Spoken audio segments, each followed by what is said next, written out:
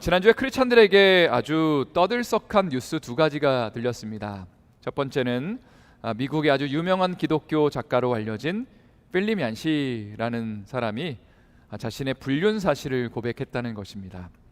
이분이 76세의 나이신데 8년 전부터 기혼 여성과 부적절한 관계를 맺어왔다라는 것을 하나님과 사람 앞에 고백하시고 난 다음에 회개하는 의미에서 모든 사역들을 본인이 내려놓겠다라고 그렇게 선언을 하셨습니다.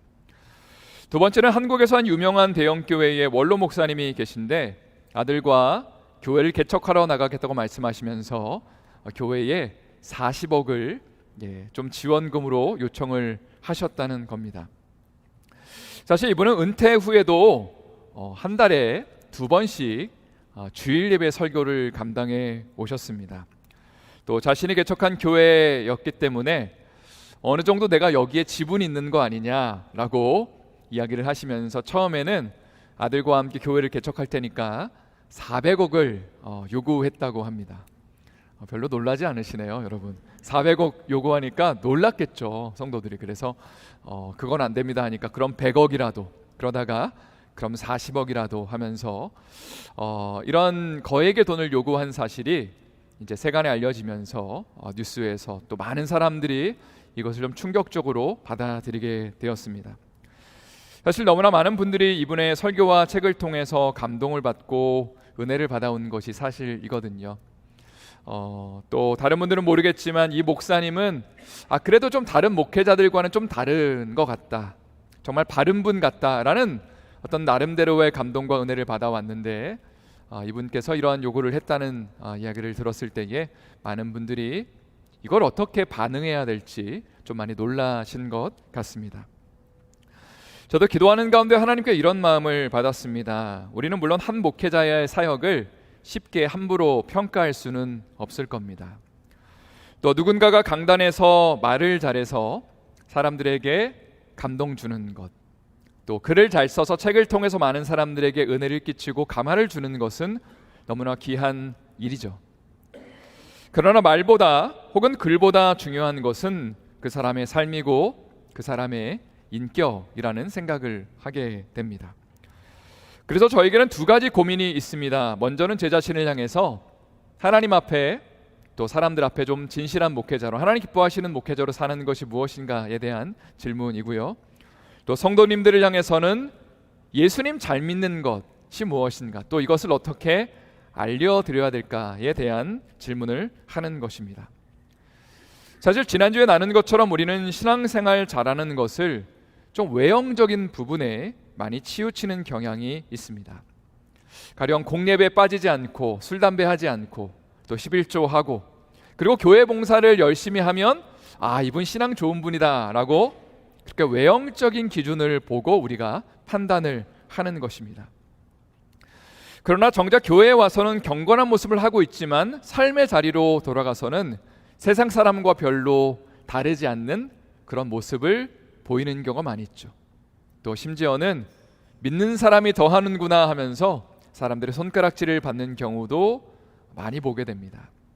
그래서 우리는 이런 질문을 하는 것이죠. 예수 잘 믿는 게 무엇인가? 신앙생활 정말 잘하는 게 무엇인가에 대한 질문을 던져보는 것입니다.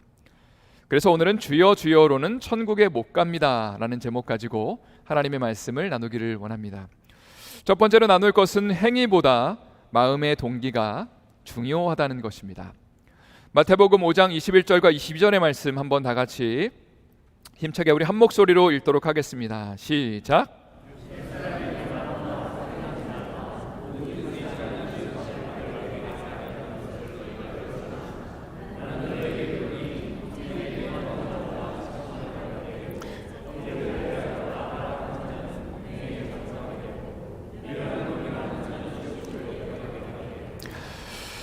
마태복음 5장의 말씀은 산상수훈의 일부입니다. 산상수훈은 마태복음 5장, 6장, 7장에 걸쳐서 기록되어 있죠.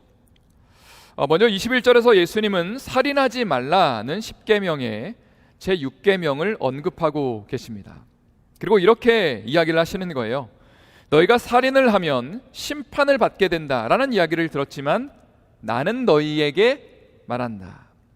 형제를 향해서 화를 내고 욕을 하고 미련한 놈이라고 하면, 그렇게 말하면 지옥불에 던져지게 될 것이다. 아주 어마무시한 말씀을 지금 예수님이 하고 계시는 겁니다. 사실 오늘 말씀을 제대로 이해하려면 당시의 종교 지도자들이 어떤 삶을 살았는지를 우리가 좀 이해할 필요가 있습니다. 당시에 경건했던 사람들, 아마 외형적으로 보기에는 참 단정한 옷을 갖추고 또 정기적으로 성전에 나와서 기도를 하고 또 하나님 앞에서 금식을 하고 11조를 철저하게 드리는, 그리고 많은 사람들이 아마 그 종교인들의 모습을 보면서 신앙생활은 저렇게 하는 거구나 라고 생각하면서 그들의 신앙의 본을 따라가기를 원했을 것입니다.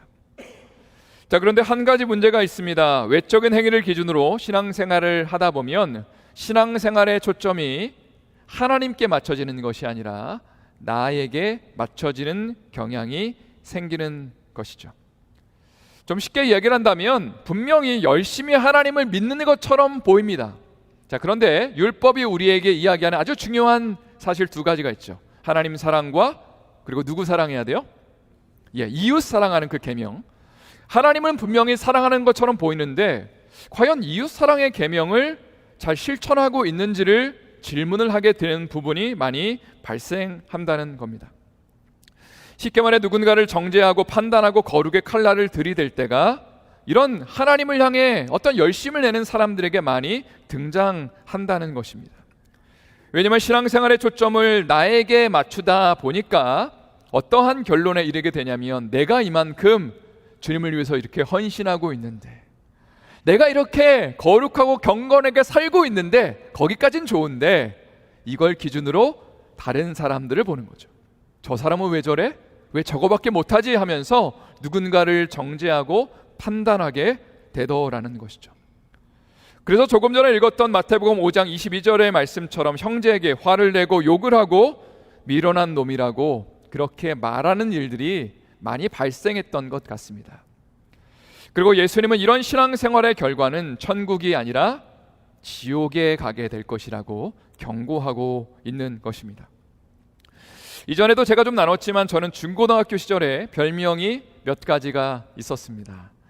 저는 두 가지 별명이 참 마음에 들었는데, 첫 번째는 인격자라는 별명이 있었고요. 그리고 또 하나는 임목사라는 별명이 있었습니다. 인격자라는 별명은 친구들이 막 대화하는 가운데 막 험한 말을 하고 욕을 하는데 저는 욕을 안 했거든요. 그러니까 누군가가 저를 인격자라고 하면서 그때부터 저의 별명이 됐고요. 또 제가 장래의 희망을 목회자, 목사라고 하니까 선생님 한 분께서 임목사라고 부르기 시작했습니다. 그래서 친구들도 저를 임목사라고 불렀습니다. 저는 당시에 제가 생각해도 정말로 교회 생활을 열심히 했습니다. 공예배, 그러니까 부모님을 따라서 주일 예배뿐만이 아니라 주중 예배, 심지어는 새벽 예배까지도 열심히 따라 나갔고요. 제가 당시에 얼마나 열심히 교회를 또 나름대로 신앙생활을 열심히 했냐면, 중고등학교가 한국에서는 6년이잖아요. 그런데 학교를 마치고 집에 가는 길에 항상 교회를 들려서 하루도 빠지지 않고 6년 동안 제가 기도를 하고 한 20분 정도 30분 정도 기도를 하고 집에 갔습니다. 그런 모습을 보면서 어른들이 어떤 생각을 했을까요? 어떤 말을 했냐면, 제 영이는 커서 뭐가 될까라는 그런 기대 섞인 얘기를 참 많이 들으면서 자랐습니다. 저 스스로도 어떤 마음이 있었냐면, 이 정도 열심히 하는 사람이 있을까? 라는 저 나름대로의 자부심과 제가 정말 하나님 앞에 인정받을 거라는 그런 확신이 있었다는 거죠.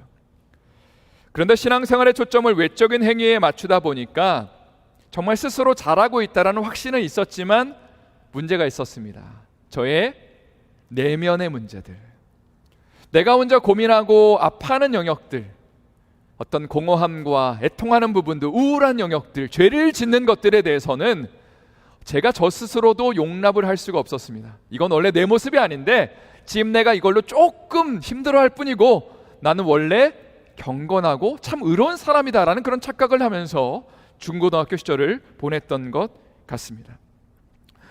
또 마태복음 5장 27절부터 29절의 말씀을 한번 저희 힘차게 읽어보도록 하겠습니다. 함께 읽겠습니다. 시작.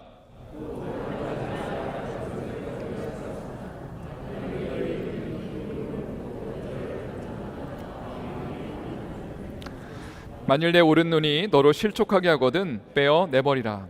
내 백체 중 하나가 없어지고 온몸이 지옥에 던져지지 않는 것이 유익하며.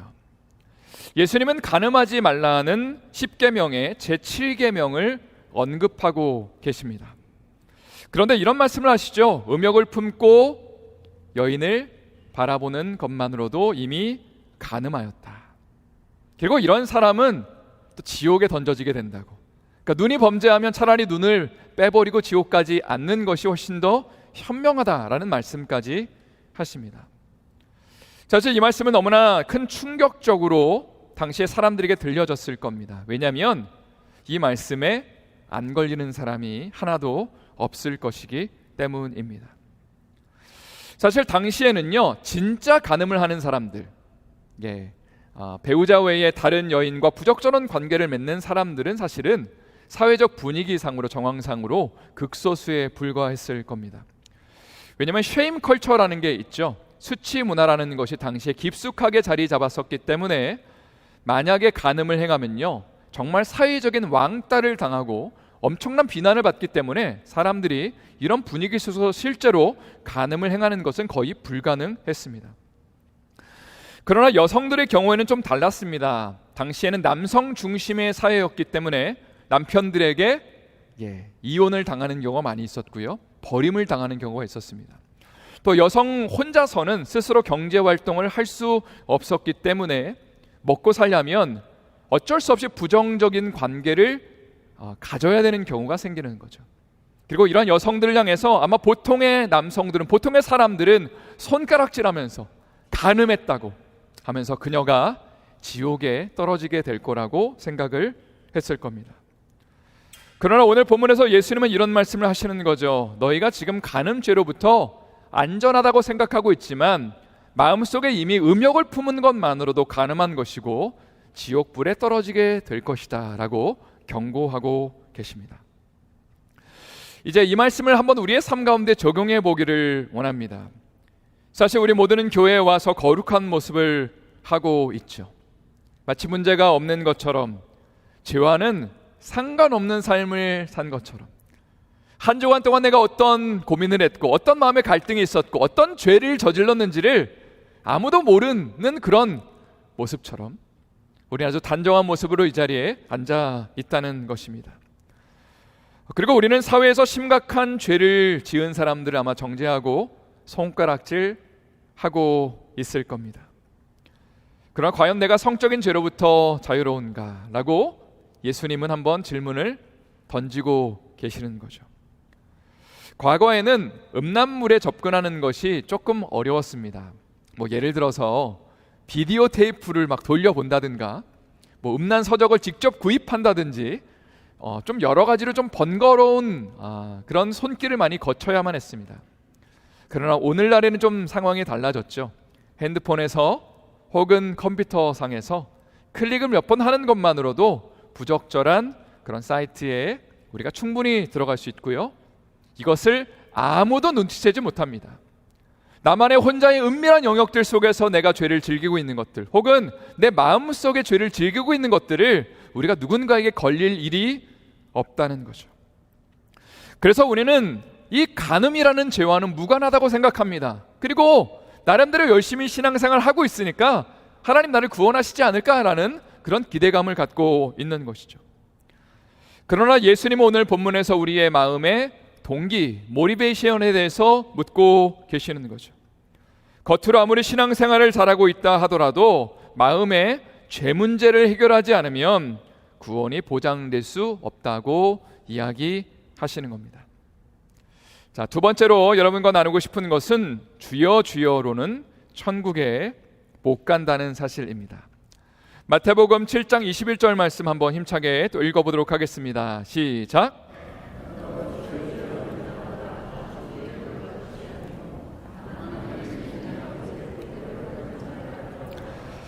마태복음 7장은요, 산상수훈의 결론 부분이라고 할 수 있습니다. 아마 예수님의 제자들 혹은 예수님의 말씀을 듣기를 원했던 사람들이, 수많은 사람들이 몰려들어서 예수님의 그 말씀을 통해 하나님의 아들의 이야기를 들으면서 많은 은혜를 받았을 겁니다. 많은 감동을 받았을 겁니다. 그런데 이제 이 말씀을 듣고 감동받은 사람들에게 결론적으로 이렇게 말씀을 하시는 거죠. 나를 향해 주여 주여 하면서 입술에 고백만 하는 사람이 천국에 들어가는 것이 아니라 누가 들어가요? 하늘 아버지의 뜻대로 행하는 사람이 들어가게 될 것이다. 누군가가 우스갯소리로 이런 말을 하는 것을 들었습니다. 우리가 왜 기도할 때에 주여 삼창을 하느냐? 여러분 궁금하시죠? 주여를 3번 부릅니다.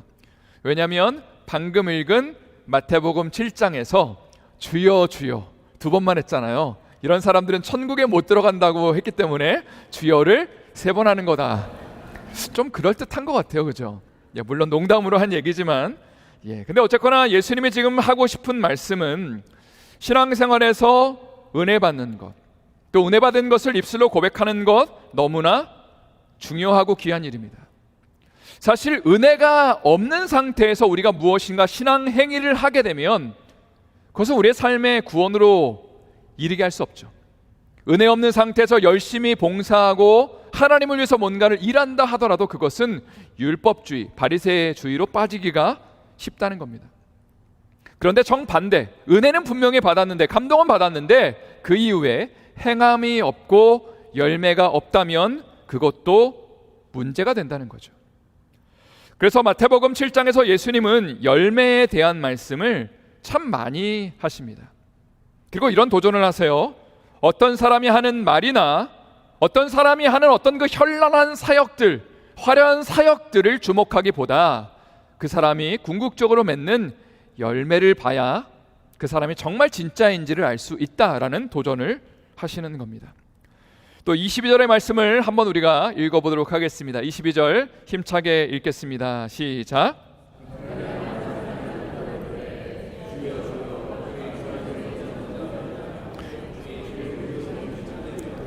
주의 이름으로 많은 권능을 행하지 아니하였나이까 하리니. 여기 보니까 그날에라는 표현이 등장합니다. 바로 최후의 심판날입니다. 예수님이 재림하시고 이제 사람들이 천국 갈지 지옥 갈지를 판단하시는 그날에 적은 사람이 아니라 많은 사람이 이렇게 말할 것이다. 어떻게 말하냐면 주여 주여 우리가 주의 이름으로 선지자 노릇하며, 예수님의 이름으로 누군가를 가르치고 이끄는 삶을 살았다는 겁니다. 또 주의 이름으로 귀신을 쫓아내며, 예수님의 이름으로 뭔가 영적인 능력을 발휘했다는 것이고, 또 주의 이름으로 많은 권능을 행하지 아니하였나이까. 자, 23절 말씀을 제가 읽겠습니다. 그때 내가 그들에게 밝히 말하되 내가 너희를 도무지 알지 못하니 불법을 행하는 자들아 내게서 떠나가라 하리라. 예수님은 굉장히 충격적인 선언을 하고 계십니다. 저는 2가지 부분이 마음에 와닿는데, 첫 번째, 지금 예수님 앞에 선 사람들은 자신들이 나름대로 예수님을 잘 믿었다고 확신하고 있다는 거고요, 천국에 갈 거라고 마음 가운데 굳건히 믿고 있다는 겁니다. 자, 그러나 예수님은 분명하게 말씀하신다는 거죠. 내가 너희를 도무지 알지 못하니 불법을 행하는 자들아 내게서 떠나가라. 여기서 도무지라는 이 단어는 헬라어를 보니까 강조형으로 쓰여졌습니다. 그러니까 내가 너희를 잘 모르겠는데 뭐 기억해 볼까 이렇게 말씀하신 것이 아니라 내가 도통 모르겠다, 너희가 나랑 관계를 맺은 적이 한 번도 없다라고 그렇게 아주 단호하게 선언하시면서 내게서 떠나가라 라고 말씀하셨다는 겁니다. 2번째로 와닿는 표현은 예수님이 그들을 향해 불법을 행하는 자들이라고 말씀하셨다는 겁니다.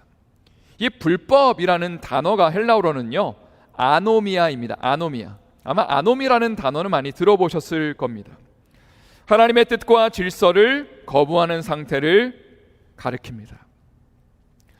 사실 곰곰이 생각해보면 지금 예수님 앞에 선 사람들은 나름대로 신앙생활을 열심히 했던 사람들이라고 말씀을 드렸죠. 그래서 예수님의 이름으로 병도 고치고 권능도 행하고 귀신을 쫓아냈는데, 그런데 왜 그냥 너희 제대로 좀 안 믿는 것 같아, 열심히 못한 것 같아, 이 부분이 좀 부족한 것 같아 라고 말씀하시는 것이 아니라 불법을 행하는 자들아, 하나님의 법을 완전히 어긴 사람들이라고 그렇게 책망하고 계실지에 대한 질문을 한번 던져보는 것입니다. 사실 앞에서 이야기한 것처럼 지금 예수님을 따르는 사람들, 예수님의 음성을 듣길 원하는 사람들은 산상수훈의 그 말씀, 주옥 같은 말씀 앞에 많은 은혜를 받고 많은 감동을 받고 예수님을 주님으로 따르겠다라는 분명한 결단을 마음 가운데 어느 정도는 하고 있었을 겁니다. 그러나 예수님의 강조점은 이것이죠. 신앙생활은 은혜 받는 것 혹은 입술로 고백하는 것으로 끝나는 것이 아니라 실제로 살아서 열매 맺는 것으로 끝나야 된다라고 도전하고 계십니다.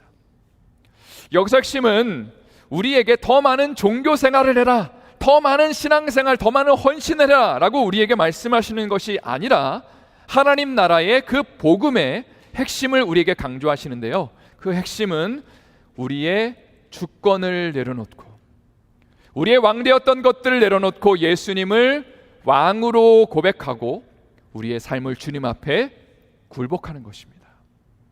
그러니까 하나님 나라 복음에 너희가 참여해야 된다. 그냥 말로만 하는 것이 아니라 실제로 나를 왕으로 고백하고 왕으로 사는 그 삶에 너희가 지금 초대를 받았는데 여기에 동참하라고 우리에게 도전하고 계시다는 겁니다. 그런 천에서 본다면 지금 불법을 행하는 사람들이라고 책망을 받는 자들은 예수님을 향한 고백은 있었지만 실제로 삶의 자리로 돌아가서 내가 여전히 주인된 삶, 내가 여전히 왕된 삶을 살았던 것이죠. 요즘 저녁마다 성경 파노라마 강의가 이어지고 있습니다. 여러분들 많은 은혜를 받고 계신가요? 지난주에 제가 이런 말씀을 드렸습니다. 우상 숭배라는 것이 목상 앞에 가서 실제로 이렇게 절하는 것이 아니라 우상이라는 것은 하나님보다 더 내가 가치 있게 중요하게 생각하는 것들 혹은 하나님과 더불어서 섬기기 원하는 것들이 바로 우상이다. 그리고 이런 것들이 빼앗겨졌을 때, 없어졌을 때, 박탈당했을 때에 나의 삶의 가치가 무너진다고 생각하는 것들, 무언가가 없어졌을 때에 내가 괜히 화가 나고 열이 받고 내 자존심이 상하고 내가 무너진다고 생각하는 모든 것들이 우리의 삶의 우상이라는 거죠. 성도 여러분, 그런데 지금 예수님께 거절을 당하는 사람들은 분명히 주님을 향해 Lord, 주님이라는 고백을 했었고 그리고 열심히 신앙생활도 했던 것으로 보입니다. 그러나 자신의 인생 가운데 한 번도 우상들을 내려놓고 예수님께 굴복한 적이 없었던 것 같습니다. 가령 내가 소중하게 여기는 나의 돈이나 시간이나 자녀들이나 나의 자아나 자존심을 내려놓고 예수님 당신이 내 삶의 왕이십니다, 내가 주님 앞에 내 삶을 맡깁니다 라고 고백하며 정말 실제로 나의 삶의 여러 가지 문제와 어려움들을 주님 앞에 맡기는, 그리고 나의 삶의 주재권을 주님 앞에 넘겨드리는 일이 없었다는 것이죠. 예수님은 이들을 향해 이렇게 그래서 선언하십니다. 나는 너희를 모르겠다. 나와 한 번도 관계를 맺은 적이 없는 사람들이다, 불법을 행하는 자들이다라고 그들을 책망하셨다는 겁니다. 성경을 읽다 보면 이스라엘의 초대왕 사울의 이야기가 등장합니다. 여러분 알고 계시는 것처럼 사울은요, 하나님 앞에 성령의 충만함, 그 성령의 정말 그 놀라운 감동을 2번이나 받았던 사람입니다. 그는 또 외모가 준수했고요, 언변이 수려했습니다.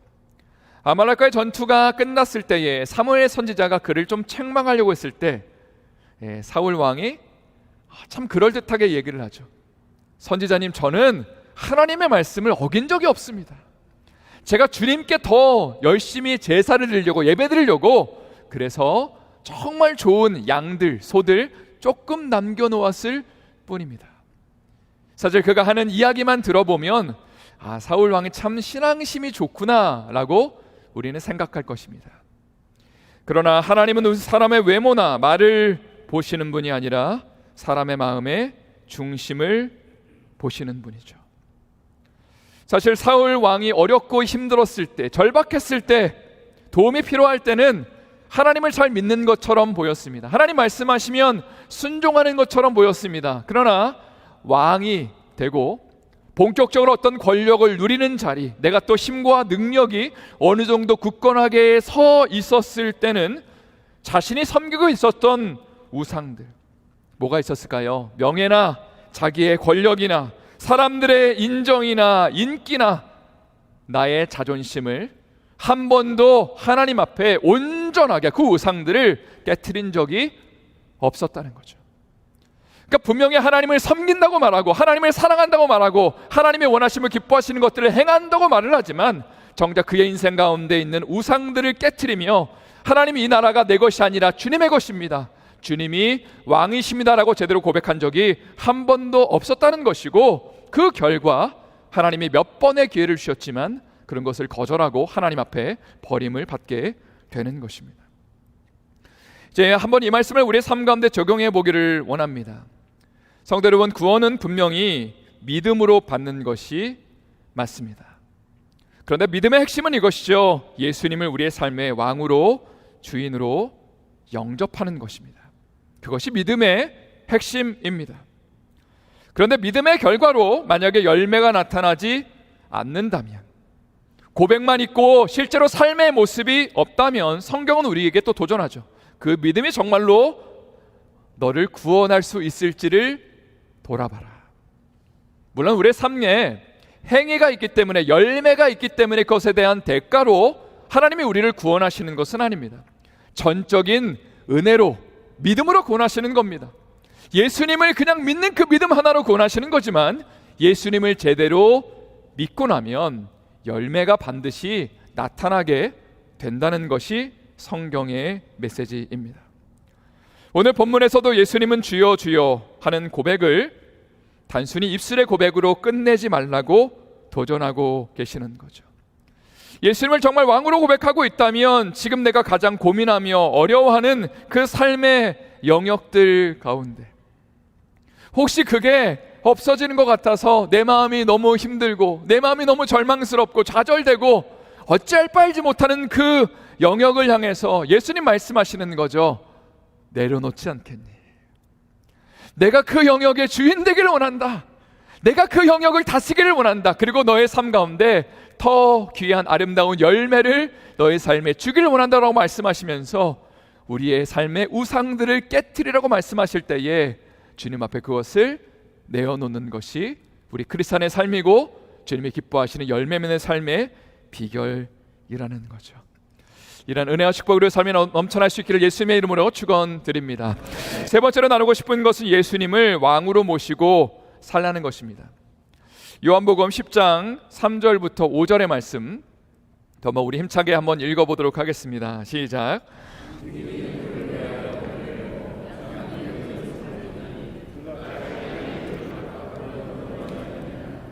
자기 양을 다 내놓은 후에 앞서가면 양들이 그의 음성을 아는 고로 따라오되 타인의 음성을 알지 못하는 고로 타인을 따르지 아니하고 도리어 도망하느니라. 여기 보니까 예수님께서 자신의 양들의 이름을 부르며 그들을 인도하신다라는 표현이 등장하죠. 재영아 이렇게 부르시는 거예요. 뭐 혜림아 이렇게 부르실 때에 중요한 것은 양들이 목자의 음성을 듣고 그 목자를 따라간다라고 되어 있습니다. 자, 그런데 다른 목자의 음성을 들으면 어떡할까요? 자기 목자가 아니기 때문에 그 음성을 듣지 않고 도망간다라고 되어 있습니다. 그렇다면 여러분들에게 이런 질문을 드리고 싶습니다. 예수님을 왕으로 모시고 사는 여러분의 삶에 하나님의 음성이, 목자의 음성이 들려지고 있으십니까? 물론 이것은 예수님의 음성을 정말 육성으로 들으라는 의미는 아닙니다. 그러나 거듭난 그리스도인의 삶에는 반드시 주님의 음성이 들려진다는 것을 꼭 기억하셔야 됩니다. 주님이 우리를 불러주시는 것, 그리고 주님이 나를 부르시는구나, 아 저기로 가야겠구나 라는 그 음성이 분명히 예수님의 양들에게는 들려진다는 것입니다. 물론 구원받은 크리스찬들에게도 어떤 일로 낙담이 일어나고 절망이 일어날 수 있죠. 알지 못하는 우울함과 낙심의 시간을 보낼 수도 있습니다. 근데 분명한 것은 어느 날 갑자기 예배를 드리는 가운데 혹은 말씀을 듣는 가운데 주님의 음성이 들려진다는 거죠.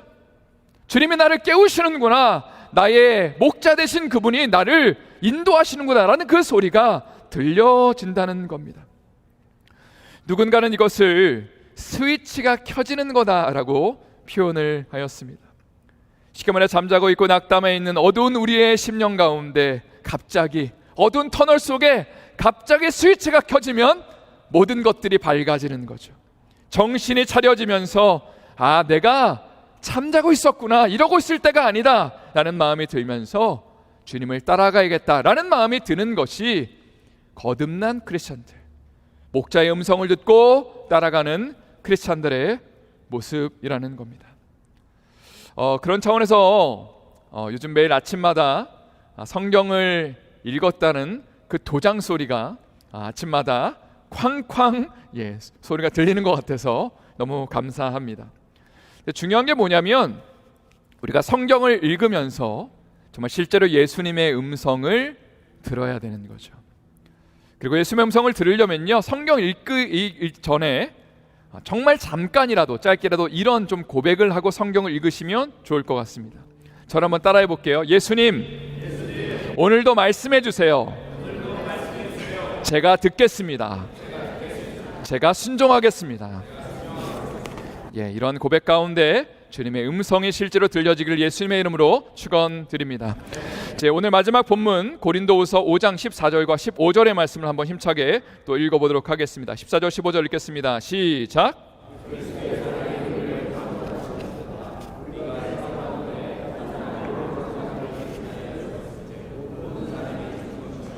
그가 모든 사람을 대신하여 죽으심은 살아있는 자들로 하여금 다시는 그들 자신을 위하여 살지 않고 오직 그들을 대신하여 죽었다가 다시 살아나신 이를 위하여 살게 하려 함이라. 이 말씀을 좀 묵상하면서 제가 나름대로 이 말씀을 좀 저의 고백으로 바꿔봤습니다. 한번 잘 들어보세요. 우리가 예수님의 사랑을 진짜로 경험하고 그분과 살아있는 관계를 맺게 되면 그 사랑이 우리를 붙잡아 전혀 다른 삶으로 이끌어갑니다. 그 결과 예수님께서 나를 위해 십자가에서 죽으신 것은 단순한 과거의 사건이 아니라 바로 내가 죽은 사건이 됩니다. 그래서 더 이상 나 자신을 위해 사는 사람이 아니라 나를 살리기 위해 자기 생명을 내어주신 예수님을 위해 이 땅을 살아가게 됩니다. 성도 여러분, 지난주에도 나눴지만 우리가 예수님과 관계를 맺는 핵심은 더 열심히 신앙생활을 하는 것이 아니라고 말씀드렸습니다. 마치 굽혀지지 않는 쇠조각을 힘을 줘서 구부리려고 하면 그 쇠조각이 부러지거나 혹은 여러 부작용이 나타난다고 말씀을 드렸죠. 그래서 우리에게 필요한 것은 종교적 접근이 아니라 복음적 접근입니다. 그것은 우리가 더 선하고 더 아름답고 완전하고 완벽한 모습으로 예수님께 나가는 것이 아니라 있는 모습 그대로 나가는 것입니다. 나의 연약함과 상처와 아픔을 그냥 있는 모습 그대로 가지고 나가서 예수님께 요청하는 것이죠. 예수님, 당신이 나의 삶의 왕이십니다. 주님, 나의 삶의 목자이십니다. 주님, 내 삶을 책임진다고 말씀하셨으니까 양은 그 목자의 음성을 듣고 따라갈 때에 꼴을 얻게 되고 생명을 얻게 되니까 제가 주님의 음성을 듣겠습니다 고백하면서 주님의 말씀을 따라갈 때에 그의 인생 가운데 주님이 동행하시며 그리고 열매 맺는 역사가 있게 되는 것이고, 그리고 그 속에서 자연스럽게 주님의 그 사랑과 그 은혜가 충만해져서 우리의 마음이 녹아지면 예수님을 위해 생명을 바칠 수 있게 되는 것입니다. 마지막으로 저의 이야기를 하고 말씀을 마치기를 원합니다. 저는 오래전에 시카고로 유학을 왔었습니다. 경제적으로 좀 힘든 시간들을 유학 오면 다 보내잖아요. 그래서 화면에서 보시는 그 집이 기찻길 바로 옆에 집이었습니다. 얼마나 밤새 기차들이 많이 지나가는지 경적 소리가 정말 장난 아니거든요. 빵빵 하는 소리에 하루에 몇 번씩 잠을 깼던 그런 기억들이 있습니다.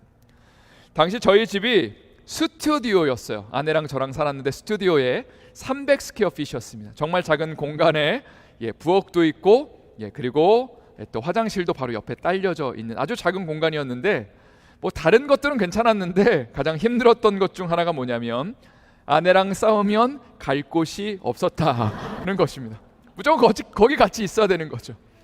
그리고 또 밤새도록 제가 과제를 해야 될 때에 스탠드를 제가 어쩔 수 없이 켜고 타자를 치는 거잖아요, 컴퓨터. 그러면 다다다닥 소리가 나니까 아내는 그것이 너무나 힘들었던 것 같습니다. 그래서 어느 날 마트에 가서 눈 가리개와 귀마개를 샀던 그런 기억도 있습니다. 시카고는 겨울이 길었고 굉장히 우울하고 추울 때가 많았습니다. 공부도 많이 힘들었고 아내도 저를 뒷바라지하는 것이 어려웠을 거라고 생각합니다. 그런데 이러한 삶을 견딜 수 있었던 이유가 하나 있었다면 그것은 저의 연약함 있는 모습 그대로 예수님께 나아가는 것이었습니다. 주님, 살림살이가 너무 힘듭니다. 공부도 너무 힘듭니다. 왜 이렇게 또 추운 거예요? 그런 고백들 속에 예수님이 나의 삶에 그래도 왕이십니다. 예수님 내 삶의 목자이십니다. 주님이 인도하셔서 여기까지 왔고 앞으로도 저 예수님 따라갈 겁니다 라는 그 고백 가운데 주님이 저의 마음을 만져주시고 저의 어떤 그 아픔과 서름들을 온전히 위로하시고 격려하시면서 주님이 부어주시는 그 확신 가운데 그 모든 과정들을 제가 잘 마무리할 수 있었던 것 같습니다. 그리고 주님을 향한 고백을 담아서 이런 찬양을 많이 불렀습니다. 약한 나로 강하게 가난한 날 부하게 눈먼 날 볼 수 있게 주 내게 행하셨네. 이 찬양을 하나님 앞에 온전히 올려드리면서 정말로 예수님의 나를 강하게 하시고 나의 가난한 것들을 부하게 하시고 예수님 안에 있으면 평강이 있고 은혜가 있고 열매가 있다는 것을 확신하면서 여기까지 걸어올 수 있었던 것 같습니다. 그래서 신앙생활의 초점이 나에게 맞춰진 것이 아니라 주님께 맞춰진 삶을 사는 것이죠. 주님을 알아가고 주님을 닮아나가고 주님의 그 음성을 듣고 그 음성에 따라가는 삶에 아름다운 열매가 있고 또 연약하고 아픈 자들을 품을 수 있고 또 안아줄 수 있는 그런 주님의 사랑이 실천되는 것을 제가 또 깨우칠 수 있었습니다. 말씀을 마무리하면서 여러분들에게 이런 도전을 드립니다. 주여 주여 고백하는 것으로는 천국에 갈 수 없다라고 주님이 말씀하시죠. 오히려 예수님 앞에 우리의 죄인됨과 연약함을 인정하는 것, 그리고 주님 앞에 당신이 나의 삶의 목자이시길 원합니다. 주님 말씀해 주세요, 제가 순종하겠습니다 고백하면서 우리의 삶에 섬기고 있었던 우상들을 하나씩 둘씩 하나님 앞에 깨트려 드리는 것, 그리고 예수님을 따라 사는 것이 우리의 삶에 주님의 사랑을 마음껏 받아서 그 사랑을 세상에 비칠 수 있는 비결이 되는 것이죠. 이런 은혜와 축복을 우리의 삶에 넘쳐날 수 있기를 예수님의 이름으로 축원드립니다. 다시 한번 예수님의 이름으로 축원드립니다. 시간 한번 기도하실 때에 먼저 2026년 한 해를 시작하면서 우리 안에 있는 많은 믿음의 결단들, 주님을 향한 고백들이 있음을 고백합니다. 그러나 주여 주여 하는 고백으로 끝나지 않기를 소망합니다. 겉으로는 종교인의 모습을 하고 있지만 우리 안에 있는 연약함과 상처와 어두운 면들, 공허함과 우울함들, 관계의 문제, 가족의 문제들을 인정하며 주님 앞에 있는 모습 그대로 나가기를 소망합니다. 주님의 사랑과 은혜를 충만히 맛보기를 소망합니다. 예수님을 목자로 인정하고 주님으로 고백하며 순종의 발걸음을 내딜 수 있도록 2026년을 축복하여 주시옵소서. 또 정죄나 비난이나 비판이 넘쳐나는 우리 가정이나 우리 공동체가 아니라 주님께 받은 사랑을 다른 사람들에게 마음껏 나누며 흘려보내는 우리의 가정과 주님의 교회 되게 하여 주시옵소서. 간절한 마음을 가지고 함께 기도하도록 하겠습니다.